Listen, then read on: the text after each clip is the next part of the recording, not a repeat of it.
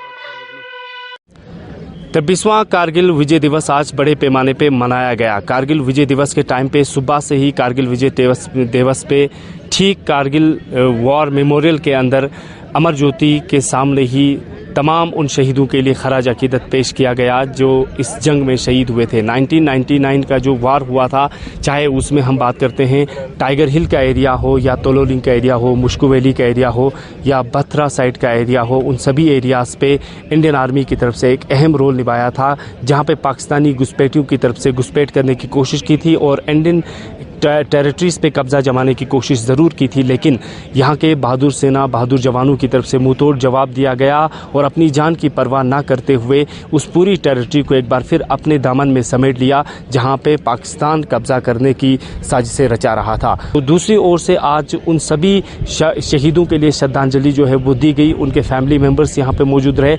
उसके अलावा वो फौजी जवान जो उस वक्त जंग में शामिल थे और जिन्हें परम वीर चक्र, महावीर चक्र और वीर चक्र से संबोधित किया गया था, आज वो भी यहाँ पे मौजूद रहे और यहाँ पे उन जवानों के लिए खराज अकीदत पेश किया गया जो 1999 की जंग में उनके साथ जंग लड़ते लड़ते शहीद हो चुके थे। तो दूसरी ओर उनकी तमाम फैमिलीज़ भी यहाँ पे मौजूद रही, यहाँ पे वीर नारियों की भी हौसला अफजाई की गई। और उसके अलावा आज के मेहमान खुसूसी की हम बात करते हैं, जहाँ पे आज कारगिल विजय दिवस के अंदर खुसूसी गेस्ट की अगर हम बात करते हैं तो सीसी कारगिल का जो फिरोज़ अहमद ख़ान जो है ख़ुद यहाँ पे मेहमान खुसूसी रहे। उनके आने के बाद यहाँ पे सलामी वगैरह उन जवानों के लिए पेश किया गया और खराज अकीदत पेश की गई उन जवानों के लिए, ख़ासकर जो 1999 में इस द्रास की भूमि के लिए, कारगिल की भूमि के लिए अपनी जानें देकर इसे पाकिस्तान के कब्ज़े से बचाने में अपनी जान दे चुके थे।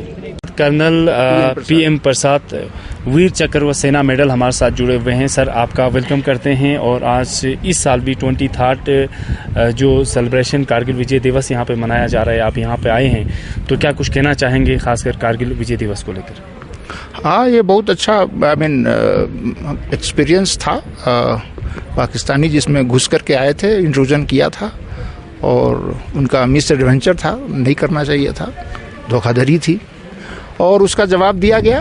हम लोग इंडियन आर्मी ने और एयरफोर्स ने, देश ने रिस्पॉन्ड किया।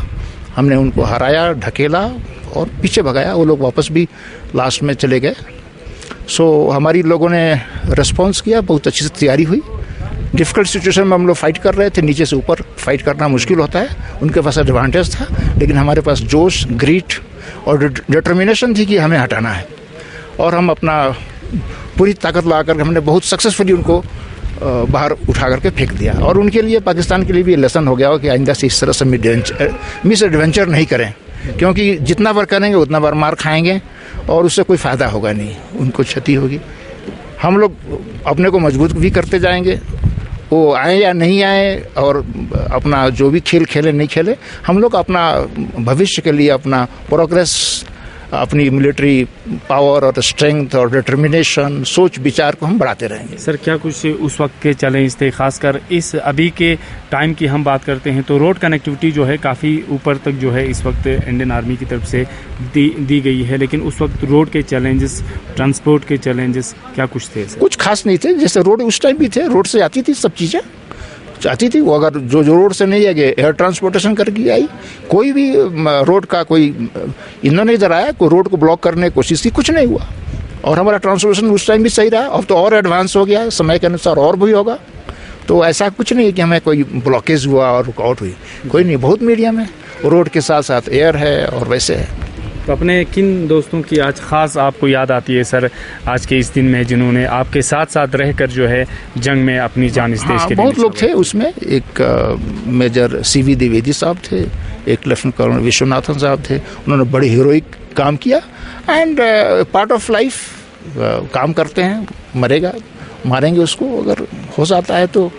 लड़ाई करते और मारते टाइम में कभी अपन को भी लग सकती है। So that is that.